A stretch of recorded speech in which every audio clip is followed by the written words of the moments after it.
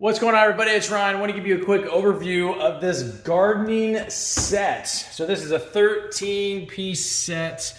Comes in a nice hard plastic travel case, as you can see there.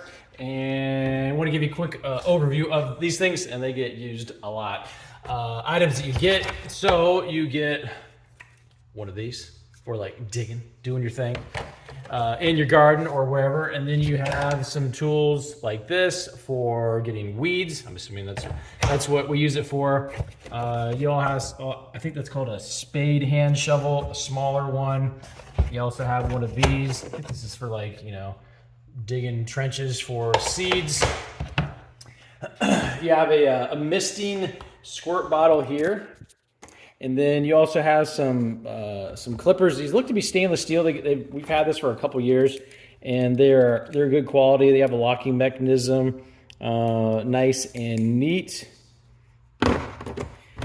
And then you have some smaller digging type tools and little bitty thing for those little things. And then you have these shears. These shears actually get used a good bit. There is a locking mechanism right here, quite sharp.